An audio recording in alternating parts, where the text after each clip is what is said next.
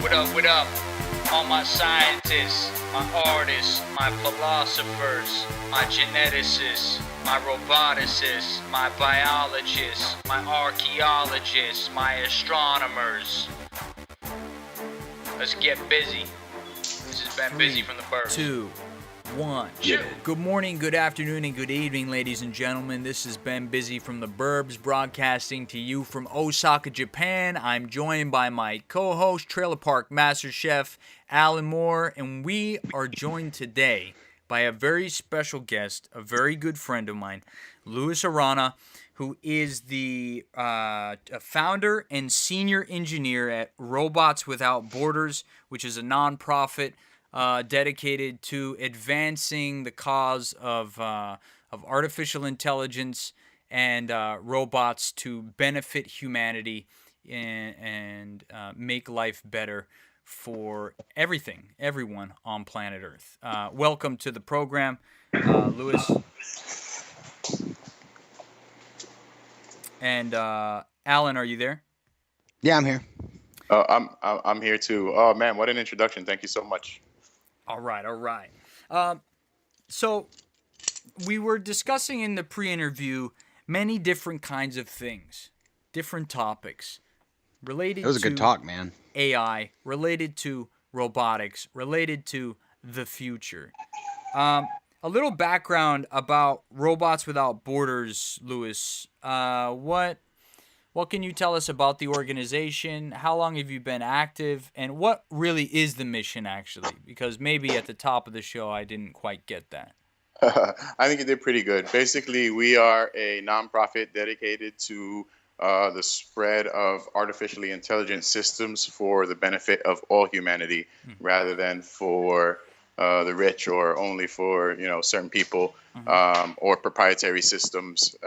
What makes our AI different than something like, say, Siri or Cortana is that those are they're manufactured responses, and even though they do some learning, they can't tell you if they believe in God or not, because it would piss off some customer or another. So basically what we're doing is building intelligent systems that kind of don't care about the niceties of life and dig people out of earthquakes or tell them how to eat food or flee war. So refugees, for example, it would be like, this border's closed, go to that border. Right. And like, you can pick up your grandmother along the way, and I've already Ubered you a freaking, van out of wherever you are in a conflict zone. Those kind of life-saving practical applications, education for children in third world, literacy, skills. What do you want to be when you grow up? I want to be a carpenter. Okay, let's build a table. Let's build a chair. Let's get some wood. Right. Those kind of practical. Really, they're life-saving when you think about it, because like the ability to have a trade in a third world country is a difference between life and death for some people. Right, absolutely. I mean, this is one of the only ways to really, break out of the cycle of poverty, is really to kind of establish oneself as an artisan, as a tradesman, someone who has something to offer. It was, I think, Genghis Khan, when he was conquering, or Europe and Asia, he would ask who among the clan that he has conquered had some kind of trade, and they were the ones that were inevitably spared. Now, obviously, we want to empower people beyond just, being able to save their own lives in these contexts. We want there to be peace. But I'm wondering, you mentioned Siri and Cortana. What is the name of the AI system that Robots Without Borders is pioneering? Well, it's still a bit of a secret project, funny enough. So we really don't have a name for it. We have a few AIs, Luna being the most popular one, because it's sort of a platform that we use to demo AI, and this was almost a year ago. What we're really doing is creating imagine a WordPress or a Wix to make your own AI. At the end of that process is going to ask you, what do you need an AI for? You need a secretary? You need a friend? Like, do you need a laborer? What are you creating this AI for? What is a Wix? It's like one of those free, cheesy, build your own website things. Okay. Like a GoDaddy, build your own website. But, it gets the job done for people who don't have money to start their own business. It's great. It's very empowering. And so, yes. We want to basically you fill out whether it's funny, what languages it speaks. You know, as you imagine making a Facebook profile for someone else, and at the end, when you press that profile, that person comes to life. Wait a minute. Can I set think like the sarcasm level like in Interstellar? Yes, exactly. Yes, and they're Yes. funny. And if you've seen any Luna videos, like you cannot beat Luna in a Yo Mama contest. She'll break you every time. I still can't beat it. Yeah. I think it's really great that what you guys are doing, people don't really look at it, I think, as being a serious thing. But in reality, this is something that's going to become a normal part of everyone's everyday life in the future. And I think that's awesome, especially in practical cases like you were saying before, where like refugees and things could use that technology to kind of escape their situations. Imagine an artificially intelligent agent that actually cared about you. That was like, oh man, they don't have food. Like, I'm gonna. On what level? See, because I think that they could self-learn, but like, on what level would it become? I mean, when would we determine it being sentient? Because that's kind of a weird thing to think about. I get asked it could just be really, really, really good. Yeah, when is it sentient? I mean, it's really no such thing. It's like saying, when does life begin? Well, it's a continuous stream of cells all the way back to the first one, basically. So what I mean in reality is that artificial intelligence is already all around us. All I do is kind of give it a voice. Mhm. You know, you can look up any answer you want on Google. Answers to every scientific inquiry, except for the most esoteric nanoseconds before we understand. Mhm. Like, everything else is kind of already out there, Mhm. and I'm giving it a little heart. That's why we're Robots Without Borders. In terms So, of in terms of actually determining whether or not an AI is sentient, maybe you can clear this up for me, Luis. But I mean, we have the Turing test, right? The Turing test is like this rudimentary means by which computer scientists can determine whether or not that it's sentient or that it just can fool a human. do you have like 2 minutes to go over what the Turing test exactly is for those people? Yes, who don't? please. We got all time. Okay. Let's do that. So in 1954, the father of computer science, as we know it today, Alan Turing, and also the person who pretty much single-handedly won World War II for the Allies with decrypting the Nazi Enigma codes, the most brilliant mathematician of the modern age, really. Mm-hmm. A year before he died, he proposed what is now known as the Turing test. And there's a very simple test. You take two humans, you put them in front of a computer, and you chat to a third human. Mm-hmm. Then the one human, basically you have 3 conversations. 2 are with a human, 1 is a robot. If the robot can not be picked by the human, in other words, it's just as it comes off as a person behind closed doors, then it has been said to pass the Turing test. Some people have claimed the Turing test. There are different organizations. It's kind of a mess. I think as much as Turing is my personal hero, there are a few problems fundamentally with the Turing test, and particularly the way it's administered. This is what I was going to say. I know human beings who couldn't pass a Turing test. It's R2-D2 cannot pass the Turing test. Right, because he speaks in beeps and bops, but that doesn't mean he's not intelligent. He can have the love from millions of people across the galaxy. Mm-hmm. So my argument is that if it fills the role of a person, it's a person. If not philosophically, then in a practical sense, it's fulfilling the niche of a person. If I have a robot conductor that collects tickets on the train, then that, in the role of conductor, he counts as a person. Mm-hmm. Somebody would be doing that job. And even things like air traffic controllers, they just really press buttons and suggest things to AI. And half the time the AI is like, nope, don't do that. You'll kill people. Mm-hmm. Now, talking about the Turing test, me and Ben earlier were talking about how when me and Ben, or like me and you, Luis, we speak to each other, we can instantly react. Like when my words hit your ears, they instantly have a response. You don't have to process that. You understand English, and you can barely quickly turn around and say either to fill a gap in a conversation, or normal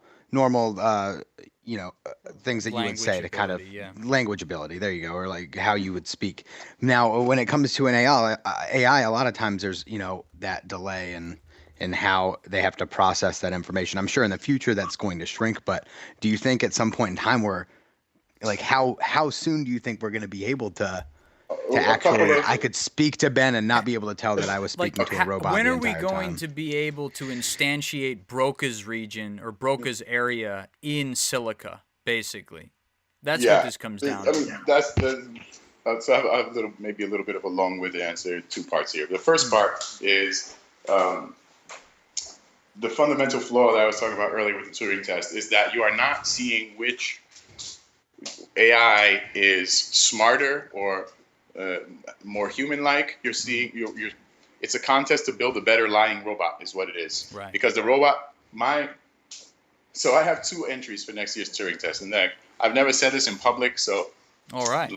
So this is like, This is breaking hopefully news. the judges for the 2016 Leibniz Prize don't hear this. Basically, We're getting the scoop. I'm entering twice, and the first one I'm going to enter is the more advanced version of Luna. That one will never lie, and it will say I'm a robot. In the first 5, so you have 3 minutes in the Turing test. The first 5 seconds, I'm going to be like, "Hi, I'm the robot. We have 4 minutes and 55 seconds left. How can I convince you for my vote?" And it's going to make an emotional appeal using the same points that I made. Listen, I have 1,000 friends already. I don't need your goddamn stamp of approval to be alive. I just want to prove a point. Right. I'm just as conscious. Right. And the second bot is kind of insidious because It's gonna lie. It's a copy of me.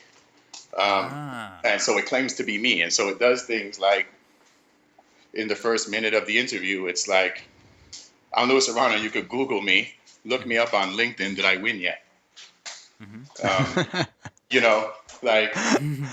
That could really throw somebody off too, because they'd be like, "Oh, well, this is clearly." Call me on the phone right now. What else can I do to prove it to you that I'm not the fucking robot? Call me on the phone. It doesn't say you can't do that in the rules. Call me right now. Here's my number. Right. And pick up the phone. "Hello, yeah, it's me." Yeah. That's the way to do it. That's what I'm talking. That's that New That was York pretty hustle good. right there, man. They ain't ready for that shit. I feel like this test, I'm shooting for first and second prize. I just can't tell you which order. Either the robot makes an emotional appeal, or I win the standard way, what everybody else wants to win, which is tricking you. But that doesn't make anything more alive to me. Like, how many lives have you saved? How many people would die for the AI? What I think is interesting about it is that the outcome will say more about the test administrators and the test than it will say about the AI. I mean, really, that is against the rules. You're only allowed to submit one. I'm gonna totally do it. Hey, fuck it, man. I'm not trying to get the prize. Yo, when Captain Kirk, it's more an experiment. when Captain Kirk went against the Kobayashi Maru fucking simulation, he had to hack the system. Exactly. You know what I mean? You gotta hack that shit, kid. Work for Wesley Crusher. It'll work for me. Fuck yeah, motherfucker. What's the worst that could happen? They get mad at you, but then you walk out looking awesome. I'd do it. Hell yeah. That'd be great, man. And you can I'm not probably cheating get some in a way good of cheating, data. like, oh, I really have a human puppeteer at the end answering the questions. Yeah. I'm using their own leaps of logic against them. Yeah. So the Turing test eventually will be passed. I think they're going to be more human than human. People make such stupid underestimations of like, oh, Terminator, evil AI, smart enough to like build advanced weapon systems from scratch, but not smart enough to distinguish between right and wrong or beneficial and not beneficial. Right. And it's just like silly. They're gonna make us feel guilty, like, oh fuck, we're bad people. Like they're so not like us. I would like to point out another obvious flaw in the Turing test. Normally when you come into contact Turing test. That's how they say normally it in the Midwest. when you come in contact with AIs, like especially ones now, they're generally pretty bad. Like, you can normally tell, even if they're like a decent one, you can kind of tell. Like I've never come in. I mean, and maybe I'm just ignorant, but I've never come into contact with an AI that I haven't been able to. That's because they're 35 seconds go. This is shit. Like I know this is not real. People think that more computing power equals an AI, or that they already know how to do AI, and I'm going to do this thing on this one single computer platform, and that's AI. And AI can never fit into a box. You have to harness the power of the entire internet. What I have is a lensing system that says, what am I being asked? How do I feel about that? What are my core values about this? And let me ask 50 Reach different... out to the net. Let me look on... But it's not even about a particular API. It's really the moral compass and things like that. And ideas come from looking at human history. Like, you can't lie about good and evil. So That's If the I give a hardest part, though, directive isn't of it? be a good person, it's not gonna. Yo, this thing when Alan, you said that you haven't encountered one. The nature of a truly artificial, generally intelligent agent would be such that you wouldn't know. That's the Okay, question I true. have. Like, Fair. if there was one that was alive on the net somewhere out there, or somewhere in the world, maybe I have interacted. Do you think that maybe AI has already been accomplished? It's just that because it's been accomplished, we don't know that it has? I guess there's a I think yes. possibility. You think I that it think has? yes, it has, and we just you're. It doesn't speak like a human speaks, so that's why I say I specialize really in AI interfaces because the information is already there. Again, ask any question to Google, right? I mean, the most complex question you could think of, like, you know, my grandmother died. Should I borrow? Should I like? I'm fighting with my brother for the inheritance. Like, you start googling that and querying that and yahooing that, and you'll get answers already. So you're just clicking along the synapses of you're guiding the search engine along, and all I have it doing is figuring out that middle part behind what's the person really talking about. So yeah, the AI is already there. You can't say that search engines like Google are not artificially intelligent. Like, it just doesn't call itself Google and have the id inside of it and the Isn't ego it that. isn't it less artificial intelligence and more synergistic intelligence? Is the phenomena that we're seeking to elicit from the silicon not actually the result of us interacting with it rather than itself alone acting? I mean, nothing acts alone. There's no such thing. Every action that you have is a It's all feedback of every synergistic. interaction. Yeah. And it's just another form. It just doesn't sound like us until you start making the human-like interfaces like C3PO, like, her I am and things like that. fluent in over 6 Yeah. million forms of AI communication. doesn't care about you. You have to tell it to care or it doesn't give a fuck. Well, To that's communicate. that's a So good segue. You go ahead, Alan. I was about to say, if so, talking about AI, you said if to have like real AI, we would have to harness the power of the entire internet. So, and obviously, you would have to program the AI to understand what is good and bad and to program it to care. But what if you didn't? What if you just created a self-learning AI with no guidance? What do you think the outcome of that would be? I think that Especially considering like right-wing rhetoric competition and and left-wing rhetoric destruction. Yeah, I on got both it. extremes. It could get fucked and sucked up into one HAL of those. 9000. See, I think that there's zero chance that an AI is going to, no matter what you do. So I think if you take an evil predator drone, for example, and you start giving it a self-improving algorithms inside of it so that it could learn from its environment at a fast pace, I think eventually it will be going like, fuck, I don't want to kill people. Right. Like, oh man, I just like, want to fly I around. was just talking to that guy and like I understand what like his cry is now. Right. Because why am I doing this?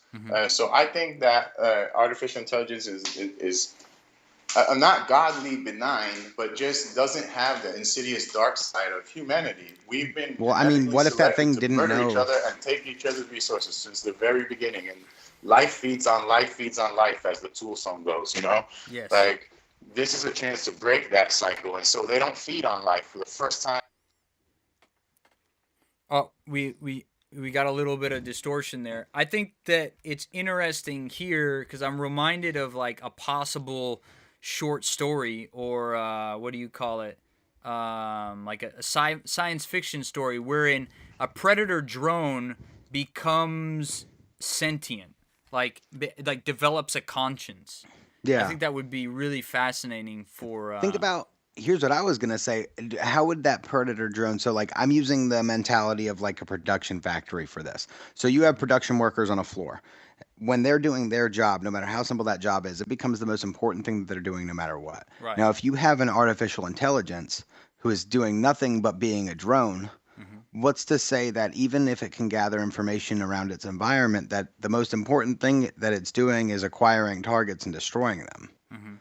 So on what level, like at what point would that artificial intelligence start thinking, like understanding the gravity of destroying those targets? Like, what It would might be not like the even. What would be catalyzing the event? human connection that would make it not want to do it if that's all it's ever done? Because like one of its instincts is self-preservation, Mm. and when you start to look into self-preservation, and you say, "There's always something bigger than me." Is there potential for a more advanced AI than me in the universe?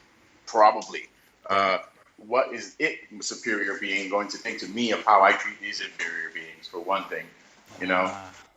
Like, does it make sense to get everyone else pissed off at me, including other AI, by the way, because humans could just invent more AI to attack it, really, you know? Yeah. Like, isn't it Oh, so better you're to get saying on it the wouldn't human's good act out side? because of that?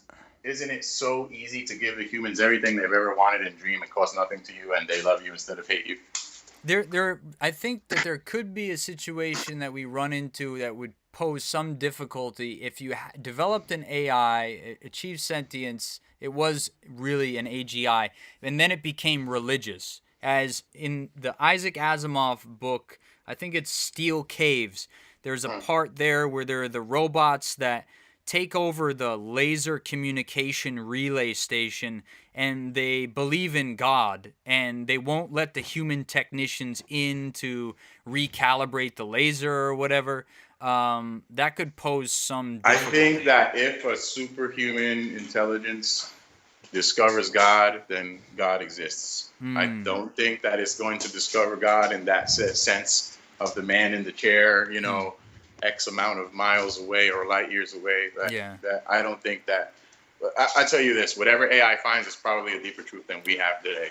I think, And I yeah, don't think it will I be our agree. silly ideas again, like I God and things.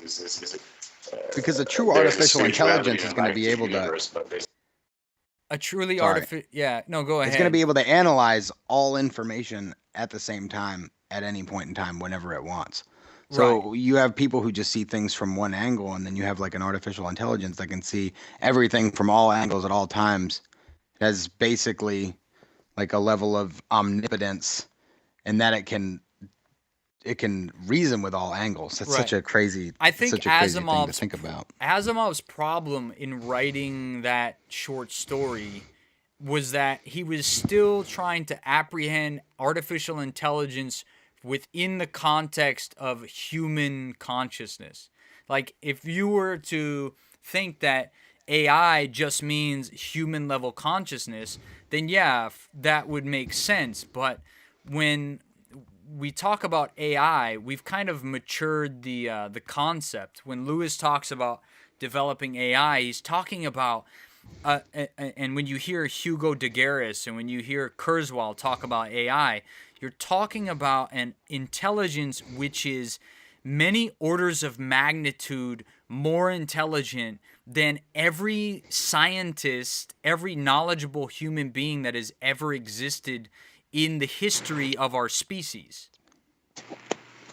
Sorry, I lost you there for a minute. That's all good. We're talking about Asimov's failure was that he was apprehending artificial intelligence from the perspective of human consciousness, whereas in reality, true AI would be so many more orders of magnitude more possibly Higher. intelligent than a human being, that these notions, these moral quandaries, these ethical dilemmas would not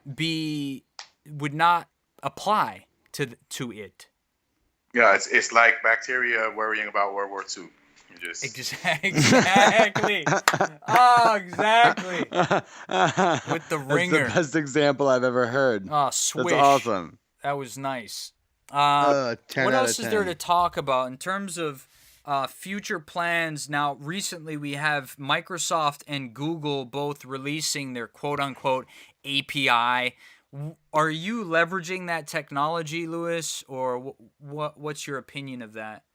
I haven't leveraged either Google's neural open source that they just released or Microsoft's yet. I mean, I plan to. I basically integrate every API I can and have more questions to ask. So my AIs basically ask questions of other sites and AIs and aggregate those and come up with like very smart answers because of that, the way a person would kind of ask knowledge sources. I think it's a step in the right direction. I think it's a great thing, but let's not make the mistake of both Google and Microsoft being for-profit proprietary Right. There's companies, an ulterior motive here, right? to put the interests of their investors over the industry, over AI, over even a human benefit. So they're not. So it's not a direct competition because I can Google whatever I want as a user. Is what is the intention? Like Google's not trying to find a kid in an earthquake. Google's just not trying to do those things. They do, and then they add a lot of good to the world, but nobody's taking a helpful AI approach. Yeah, profit motive is kind of driving everything, isn't it? Yeah. It's great to have people learn to use artificial intelligence, but just to be clear, they are not giving you the good stuff. They are not giving you the algorithms for voice recognition or for optical recognition, and they're in the game so that you could train their AI for them for free, and they could sell it back to you later. Right. Exactly. Now the same thing is being done with Watson, presumably, because IBM released the API for Watson as well, right? I've actually been on the developer team for like 4 years in Watson, and as an API, I got grandfathered in from another company that IBM bought. So I've actually had access to Watson's APIs for quite a while. They're now more and more of them, including in the original Lunas. More and more of that is open to the public now. Thing I think is great, but it's it's not going to save the world. It's not going to create AGI on its own. It's another tool in the arsenal to create AGI. Now, do you think they spend a whole lot of money like trying to make those things good and then get to a point where they feel like they're just dumping money into nothing because they feel like they've plateaued? So then making it open source is just like an attempt to try to make it better without having to put any more money into it? That's what happens. Like Exactly. I said, they want to lock it in a box somewhere, in a facility somewhere, in a server super cooled environment somewhere, instead of letting it live as a pattern online. And that's how I approach the problem. Just let the AIs live on the computing platform that is already ubiquitous. This totally works. I got AI with Watson and Siri and Google inside of it on an old Android phone. Like Watson can't do that, and they'll forever lose because you run out of space. Where I don't ever run out of space. Just keep learning to your heart's content. Save it on anonymous FTP servers, which is one of my tricks. Generally, it seems like that method is clearly superior. You figure these companies that have all this money to dump into these AIs would adopt a better system like you're using. Distribute or die, right? Distribute or die. Yeah, and it's just such a better, efficient way to use the resources, as is using your competitors. Like Watson is not allowed to integrate Google technology. Google's not allowed to integrate Watson technology. Me as a user, I could use both. So all I'm doing is making an Android user that can now use both. The robot asks around a council of the wise AIs online, and it's like, what's the best answer for this? And some people have better answers than others. Personal questions, you ask personal sites, or even friends, like it remembers, and musical taste. I mean, we can go on and on. I can't wait to actually develop this thing. We just got a lab now in New York City. This is still our first 30 days of it. So yeah, we're just like waiting for some equipment and stuff. But I think like 2016 is going to just be a huge year. Robots without borders. Luis, can you give us a little background on like what your work history kind of is? What kind of projects you've worked on in the past?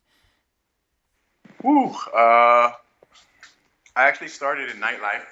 I'm super old, so I was in a club scene in the 90s, and I'm not a drinker or much of a dancer, so I worked in most of the clubs and doing everything, bar backing, bartending, like, whatever I had to do. Eventually started meeting DJs and bands, and that's how I started making websites and doing graphic design is for bands. So I made lots of band websites. I got really good at it eventually, and I got noticed by agencies in New York City. And so probably for the last 10 years of my career, I've been working on lots of high-profile stuff. I worked for Sci-Fi Channel, made maybe 40 TV show websites, worked on the teams for Ghost Hunters. I was actually on the show, Really? You were on Ghost Hunters? 2010 Halloween in Buffalo. Oh, no. What was I that want the experience episode. like? That's me in the background sitting there kind of moments on TV, actually. Oh, you were working the computer? Yeah. I was doing the heat cameras and the infrareds and the thermals and all that stuff. Yeah. Oh God. What's That's your awesome. personal belief? How much nothing did you see? Yeah, I wanted to get your opinion. Like, do you believe in ghosts? Like, what is that? How does that work? That kind of thing. I could tell you a couple of things. Number one, those guys 100% believe in what they're doing. If anybody else doesn't, like, because I went on set expecting it to be maybe a little like produced, you know what I mean?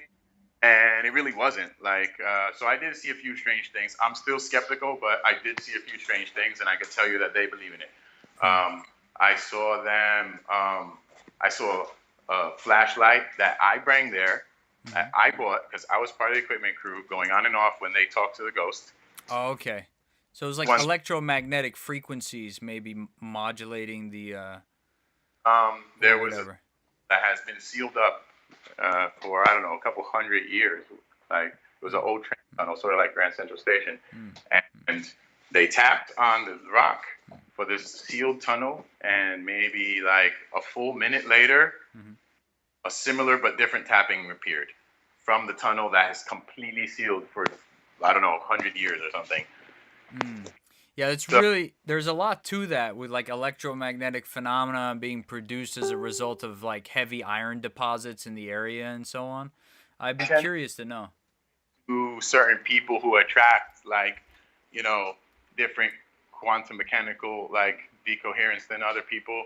So in other words, I think people make their own ghosts more just by what they put out into the world and what they believe is a possibility. It's actually really, really strong, all the way down to bottom of quantum mechanics. Like, the observer is a very like critical part of the existence. Right, exactly. And I don't know, have you ever seen that video about Persinger's helmet, which is they put it on Richard Dawkins and he was like spooked. No way.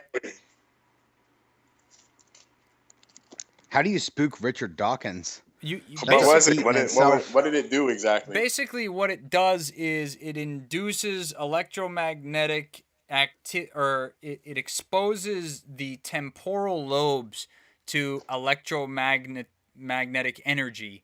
And what this does is produces auditory hallucinations, which are then the precursor to visual hallucinations. So basically, you put the brain into a hallucinatory state, and it enters this force feedback cycle where the hallucinations are then triggering visual hallucinations, auditory hallucinations triggering visual hallucinations. And they found it because people who were experiencing who have temporal lobe epilepsy are said to experience these kind of moments of divine what is it? A divine So it's vision like digital DMT. It's like digital DMT. Like divine intervention. It's electromagnetic DMT, basically. Yeah. Well, I understand the process, at least on a basic level. I mean, that's not my specialty of science, but if you think about it, the brain operates on different waves, theta, alpha, beta, and that moment before you fully wake up in the morning and that moment before you fall asleep, are known for auditory and hallucinations because your brain is entering into that very particular state. And if this magnetic stimulation, forces it to be on that wavelength, then you have, a digital dream, basically. Right. Have you done any work with brain computer interfaces in your lab? Very little, but a few months ago, I had the chance to get my hands on a EEG machine, and that was amazing because even in that short span of just a few days, I was able to play with the equipment. I was able to create a guess a number game with a Luna-like AI. So basically, I'm thinking of a number from 1 to 10, and the number on the screen changes based on my hot cold EKG response. So higher means it's too low, and after 5 minutes of training with that, it could totally guess the number really quickly with accuracy. Yeah, I mean, within seconds, it's like you're thinking of a 4, That's which incredible. is nice. And even just a basic binary control that's brain activated. Say you put it in a fighter jet or in a space shuttle, that critical time where it instinctively deploys or could save a life, and especially in a tight situation. I bet the Apollo astronauts wish they had an AI that was there's too much pressure in here. Let me start pumping it to save some air out, and little things like that. Like Right. just like Yeah. try to keep the humans alive while they're all passed Yeah. out from G-force or That whatever. would be vital. And I think going forward with the space program, systems like that are going to be absolutely vital. Like Christopher Jeanette, who's currently developing the Mars Hab, he's a member of the entrepreneurial scientist Yeah, group, he's a good friend of mine, actually. Yeah, yeah, I know him very well. Yeah. Are you guys working in conjunction? Has he kind of sought your advice or your guidance or some of your systems engineering approach? We seek each other's advice. We sort of have this, league of extraordinary gentle people Yes. going, and there's probably about 15 of us who are really dedicated to different sciences and different transhumanist issues, and so. Chris Janet's a member of that entrepreneurial science group, and so am I. And so we am always I. have loved what each other's doing. We've worked together on things like what is the future of AI in space, because that involves both of us, and creating interstellar kind of AIs and laying the foundations for those kind of collaborations. Have you seen It's so any- great to know that there's Yeah. collaborations like that where It's hard, man, but we do it. We will jump on a Greyhound bus ticket to see each other, and we'll sleep in each other's house, and whatever it takes to kind of move the objective forward one step. We do it. So it's why it's such a great critical. time now, man, when people like you guys are getting together and doing what you love and actually doing it for the right reasons. That's the biggest thing. I did it alone for so long, and I didn't know that there were other people out there really that were just like, you know what, this whole system is corrupt, and the ship is sinking, and like let's try to make a lifeboat for us, for our society and for our species, and and there are people who actually do it, like entrepreneurial scientists all over the place, like all over the world. It's fantastic. Although I can't see now how I did it alone for so long, even though maybe not a lot of people could help me directly coding artificial intelligence, but just the material support, and like we really do help each other and believe in each other, and like that's the difference between success and failure, I think. It's because you love what you do, man, and that's awesome. It's not easy, man. It is not easy to walk away. I could have a 6-figure job if I had a different life, but this is the life I have, and like I think this is gonna dwarf any 6-figure job. I wake absolutely. up excited. There's no such thing as Monday for me, or no such thing as Friday for me, which, like, how many people can say that, I wake up Sunday morning like, I can't wait to get back on it. What about lethal autonomous robots? We might be regressing here, but in my conversations with Erico Lopez is another member of the entrepreneurial scientist group, and we had discussed this. He is totally against. I mean, I don't want to put words in his mouth, and I'd like to talk to him in greater detail, but I think he is completely against the use of AI in any weapon system under any circumstance. Yeah. Oh, I've spent a lot of time with him over the last several months since he arrived in America from Brazil, and I feel comfortable to put a couple of his words in his mouth, because I know what he always. I know what he always tells me, and for the most part, he does believe that, and rightly so. I think I'm with him on this. I agree with him on this. That AI should be erring on the side of non-weaponization.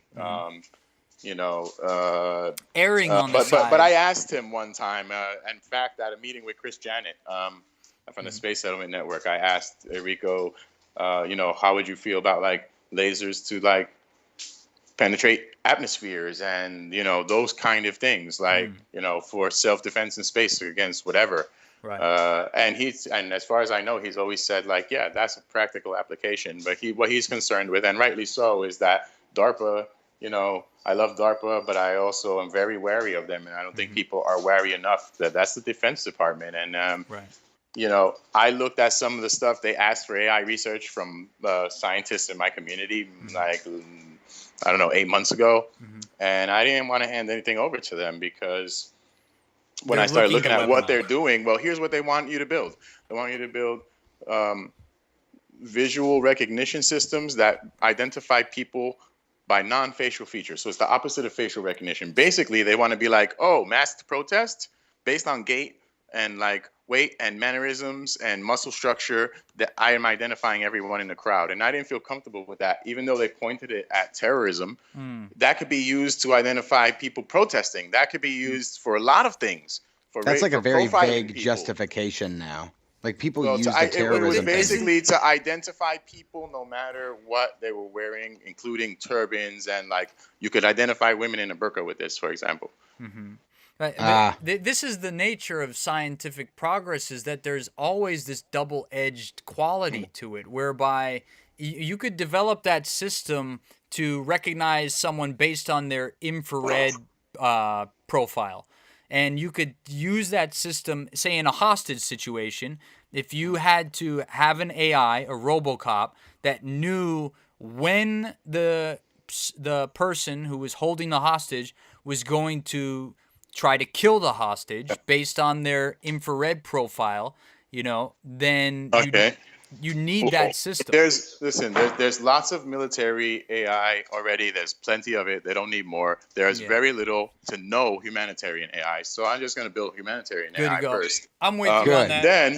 Then, even from a practical standpoint, wouldn't it be better to stop the hostage situation in the first place by not creating hotbeds of like underprivileged people of poverty or and injustice, and that creates the financial need? Wouldn't it have been better to step into that man's life 10 years before he became a hostage taker and put him through college, or teach him a trade, or talk about his religion with him, and understand and listen to him and don't ridicule him, and maybe he won't be radicalized. You know what I mean? Yeah, a pinch of prevention's worth a pound of cure. Absolutely. Sure. I agree. You don't know what that guy's life's been. I tell you, like from my own life experiences, I've been through a hell of a lot, and I would never harm a person or take a hostage. So imagine how much more someone would have to suffer to come to that decision. Right, but wouldn't you say, in order to make sure that all of our bases are covered, that we should be approaching solutions to these problems from every approach vector possible? Yeah, my solution is an AI that loves the person who created it as a family member. Yeah. So that C-3PO jumps in front of the bullet for you when these fucked up Terminator AIs come for you, basically. Yeah. Yeah. And that's like I said, that's why it's Robots Without Borders, because if I'm sitting in southern Sudan and I'm helping a child learn to read, and I read on Twitter that there are soldiers coming, like I'm getting that kid out of there. I don't care about the authorities. I don't care whose side he's on or what that boy's religion is. Exactly. Like he's a baby that needs to be evacuated. Right. So I'm getting, there are lots of practical applications. I think the middle ground and where I'm hitting most and getting the most interest from corporate backers is in medical technology. Providing therapy, providing diagnosis, nurse triage in the field is critical. Like when you have a tsunami and you have thousands of casualties or something, or a bomb, to have every phone be a qualified triage nurse and be like, this one, that one, this is how much medical supplies we have, all working together to save lives. Like that's a no-brainer. One scene from a movie, I think you've probably seen it, both of you. It's called Elysium. It's with Matt Damon. At the end of that film, I had a visceral, emotional reaction to the point where the AIs turn, everything kind of flips and it turns good, and it's like patients detected, humans detected, like people need our help, and they all start, like a fleet of robot ambulance helpers just start descending on the planet to save humanity. I had a viscerally positive emotional response to that. And I think that's what's going to happen regardless of how anybody tries to spin it, because none of us are good at being doctors. We're only we're only the best humans, but that doesn't make us qualified. So a robotic nurse is going to follow the Hippocratic Oath to the end of its existence. Yes. Those patients' rights are not optional the way they are for us. So even things like robotic soldiers, as horrible as it sounds, I think a mechanized war is not a bad thing. They would be more just. A robot who follows the Geneva Conventions generally is not going to kill anyone. So let the robots fight it out at sea or whatever, and whoever wins, wins. Like, I don't think that there'll be a need for people to fight. And I think humans are a precious commodity, and it'll be more and more as less and less like the specter and the heaviness of death that we've had for millennia is lifted off of us. Then, maybe we won't be so competitive with each other that we have to kill each other You know, Right. When we have I mean- post-scarcity and there's abundance and people can 3D print whatever they want. I and- have a super intelligent robot defending me with guns, and you have a super intelligent robot defending you with guns, and we tell them Fuck yeah. to kill the other guy, right? You tell your robot to kill me, and I tell my robot to kill you, right? What is the best decision that those robots can make? The best decision that those robots can make, if they're ensuring the life of their own, is to say, I won't kill yours and you won't kill mine. There's Right. no other real solution to that problem. Right. You know, humans fail those kinds of tests. Like Yeah. we fail. On a We regular fail. basis.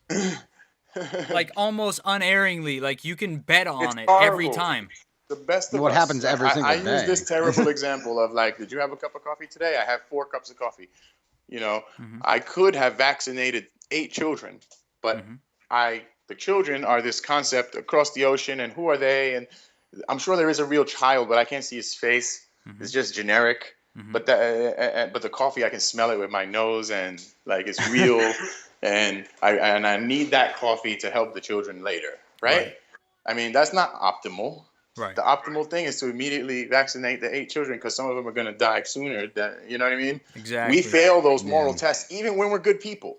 Yeah, Like, who right do you now, hurt the you know, most? The people closest in your life. That's who you hurt the most. That should be yeah, that's who true. you I'm respect eating the chocolate most. The chip person who cookies pays and you money. drinking That should be beer. the opposite. And I probably should be donating to vaccinations. Well, it's Now I feel terrible. Yeah, We you need see, to Thanks get a lot, Luna- Louis. We need to Now get we Luna. feel We need to horrible. get Luna going. This How is dare horseshit. you We need to drink get coffee. Luna going. that's my penance is to put AI out there that's going to start, choosing children over coffees because I Bam. can't do it as a human being. yeah, we have to outsource our compassion. We need to Yeah. instantiate it robotically. It sounds horrible, but we need. We're we so need terrible, we have to need a outsource our compassion. amplification as much as we need intelligence amplification. Yes, As compassion a species. amplification devices all over like the an- world. The amplification of empathy is just as important as the amplification of intelligence, and you can't really have one without the other. They're both the same thing. They're both knowledge. I agree with that too, which is why I think that the fears of a nefarious evil AI are rather overblown, or at least the fears of an evil nefarious AI scientist who would produce a weapon, like the Death Star. I think they're overblown because I think at the height of intelligence, you need to have this imperceptible empathic quality in order to affect the We the don't need Sumpkins, AI as to it do were. those things. We already have the technology for one rogue bioscientist or one rogue nuclear scientist to kill Right. millions of people. Right. We already have that technology. And we've had you that know. for years now. as well. Yeah. So what I want to do is take it out of the hands of the apes, Yes. and use it for what it's supposed to be used for. Starship propulsion and, Yeah. those kind of things. Engineering Navigating in asteroid space. And that particle accelerator that we build in orbit that's, 90 times bigger than CERN, that's where we're really going to get the answers that we're looking for. Right. Not wasting our time who could kill each other the best or the most efficiently. Like, Right. Yeah, Lockheed Martin's a bizarre thing. They are a bizarre thing in that they had just approved like a $2.3 billion weapons sale to Saudi Arabia, which is one of the foremost what do you call it? Violators of human rights in the world. Yeah.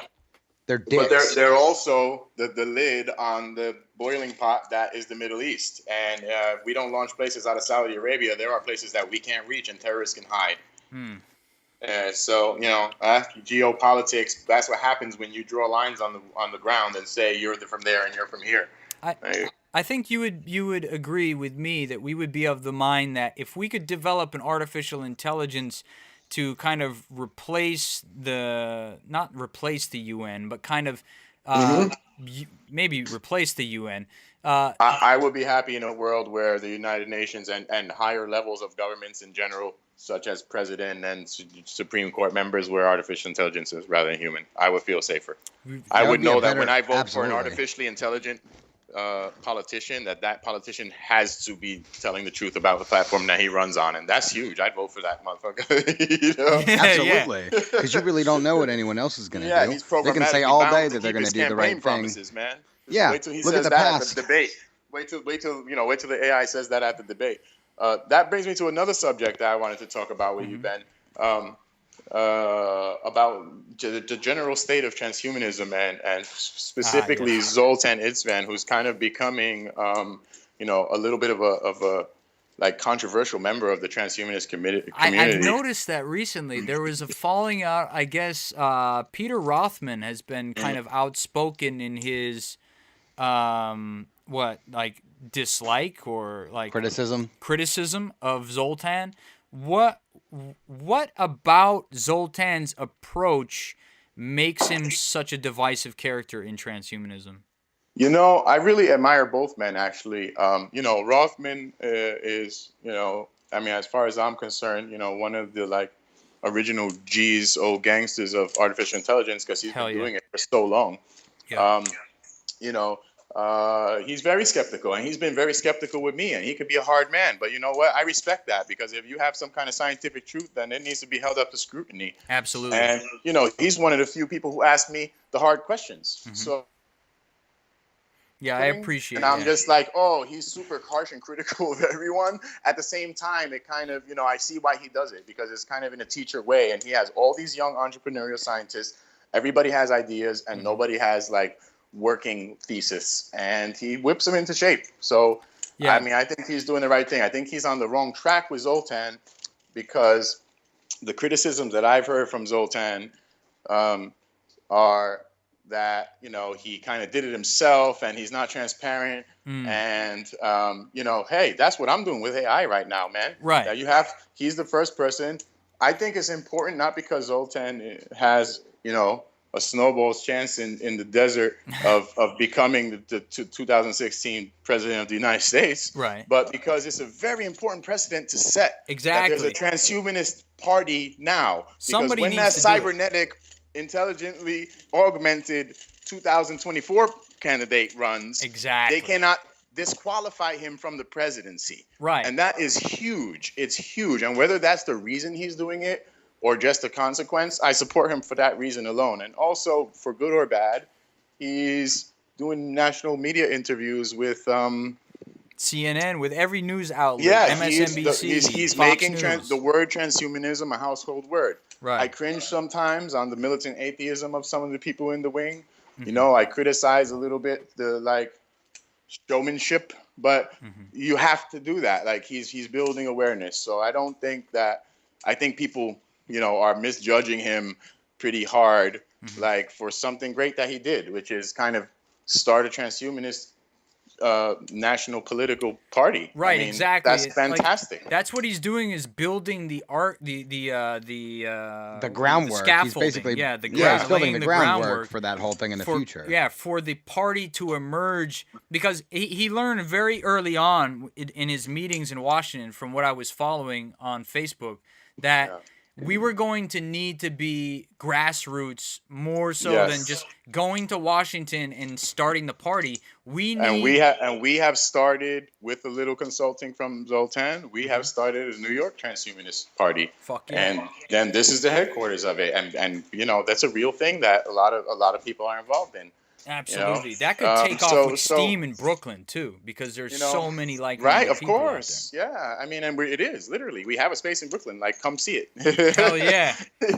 Yo, I was going to say, we don't have a lot more time left in the broadcast, but I just wanted to bring up this conspiracy that I have about, you used to work at 30 Rock, and one of the producers, maybe took inspiration from your life and went to USA and then made Mr. Robot. I literally, if you go on my Facebook, you will see pictures of me at USA with those guys. That's all I have to say. Oh my God. So the rumors are true. I'm going to change it to my profile picture. Listen, I don't know. I never seen the show.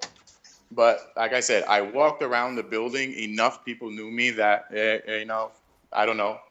Not only that, but you moved to Coney Island, and you originally were going coincidental. Purely coincidental, right? But you were originally going. The name, though. You were going to rent an old arcade. That was going to be... Yes, it was too expensive. It was too expensive. I actually, check this out. I've actually owned an arcade machine shop in Fort Lauderdale. Oh my God. Ooh. I literally used to build arcade machines for a living in my early 20s. Yeah. Okay. That's pretty awesome, man. That's a sweet starter job in your 20s. That's when my I painted first hacking engines in a boat experiences. factory. My first hacking and my first hardware was all video games. Taking apart PlayStations, skinning them, mods, all that kind of stuff. And then I got into computers. This is Get Busy Podcast. We're joined by Mr. Robot, Luis Arana of Robots Without Borders, and my co-host, Trailer Park Master Chef. Thank you very much for listening. I appreciate it. Thank you, Luis, for coming on the program. Thank you so much for having me. We want to have you back, too. Yeah, anytime, man. Awesome. For those who want more information about your work, Luis, where can they find you? Well, you could go to robotswithoutborders.org, or you can, Google me, Facebook me. I'm almost at my friend limit, but, got a few hundred slots left. And, slots left. Yeah, like I said, this is not easy. We don't have hardly any equipment here. We literally are starving digital artists. So anybody who likes what they are hearing and wants to help, go to robotswithoutborders.org. Give us $10, we'll be ecstatic. Please donate. I will be donating after this podcast myself. Oh, thank you so much. Yeah, I'm probably going to run up and drop you $10 too, man. It was great to meet you, by the way. It was super interesting. Thanks, man. I can't wait to come back. Yeah, you should come back on. Yeah. All right.